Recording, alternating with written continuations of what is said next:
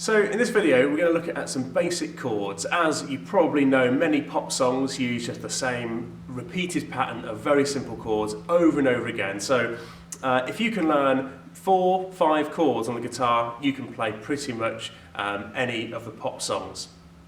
Now, just a little bit of identification, because you'll need to know these terms before we begin. These metal bars that you see going down the guitar, these are called frets. So the first fret is here, second fret is there, third fret, and so on down the guitar. Now it's important to know about the frets because depending on the chord you're trying to play, depends where you're going to place your finger. The first chord, what we're going to start with, is an E minor chord, E-M, it will look on paper.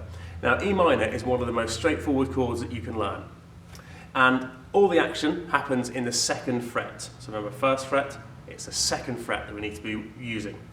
Now we're going to use our two index fingers, we're going to call them finger 1, finger 2, and we're going to place them on the A string, second string down, and the D string, third string down. So these are the thickest strings, the A string and the D string. Now, it's important to note that if your fingers are quite far away from this second fret here, the chord is not going to sound very full. You can see it not sounding very good at all. If I were to move my fingers closer to that fret mark, I get a much clearer chord. And I do have to put a fair bit of pressure on them, and you will get marks on your fingers. So that's E minor.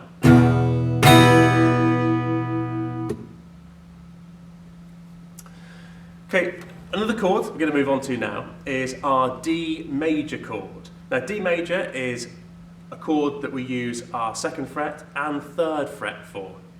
In our second fret, we're actually going to come right down here and use this E string, second fret.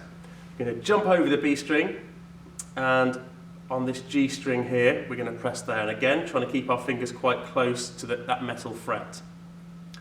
We're going to use our ring finger here to come across and step into the string in the middle, making that a bit of a triangle shape. And that's in the third fret. So just to recap, we've got our E string, second fret, G string, second fret. But we're missing out the B string for our ring finger to play that middle note. Now, this chord, you only need to play the top 4 strings. So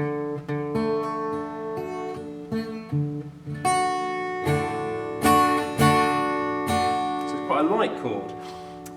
We don't need the note E in a D chord, it doesn't work.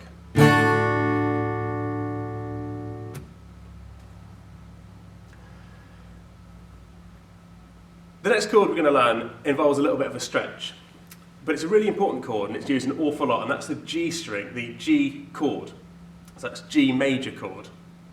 I'm going to step right across using the second fret again to the A string, that's the second string down, and we're going to use our little pinky on the E string third fret and reach right over to the third fret on the bottom E string as well.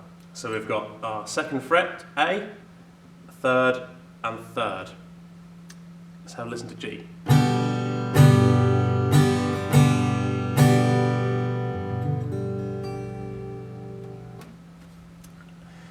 And finally, let's have a look at our A major chord. A major is a really useful chord and works quite well with the E, A, D, and G sequence. And it's actually quite straightforward. Again, we're just going to use the second fret, and we're going to miss out the top E string, but play 1, 2, 3. All those 3 strings next to each other. That's the B string, the G string, the D string, but on the second fret. Now, my fingers are so large that I use 2 fingers and I can hold down all of those strings together. And here is our A major chord. Again,